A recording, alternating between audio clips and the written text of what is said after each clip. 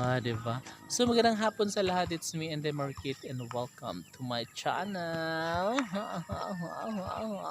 Siyempre guys, dito talaga ay yung makikita mo guys dito sa unahan na talagang sobrang happy ang ating mga kapitbahay na naglalaro doon ng basketball. Diba? Sobrang marami nila. And ako naman dito guys ay dahil medyo maliwanag pa naman. So dito muna ako sa may tapat ng basketball court. Dito muna ako tambay. And siyempre, maganda to guys kasi medyo malinis na at syempre parang alam mo yung vibe na parang nasa Dubai ka. Yes, ganun po siya guys, Dubai vibes. Yung may mga pabuhangin na effect, yung merong area na malinis, na walang mga damo-damo, di ba? Kaganito guys, di ba? As you can see, meron siyang pinong soil or lupa.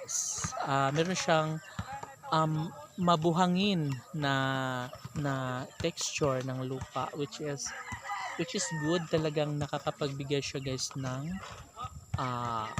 good vibes. Good vibes pa rin. Of course, dito guys ay talagang makikita mo na sa likuran ko guys ay mayroong mga mga puno, no? Hindi siya ganong kalaki guys kasi yung mga malalaking puno talaga, yung pinakasinaunang mga puno, yung mga matatandang puno ay wala na siya, pinagpuputol na siya dahil dito nga po ay ginawa na namin na barangay.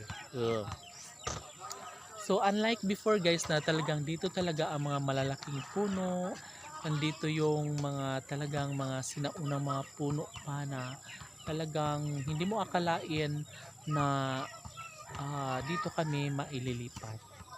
Diba? So syempre guys, dito ay talagang napapatag na rin dahil meron ng mga bahay dito, of course doon sa kabila.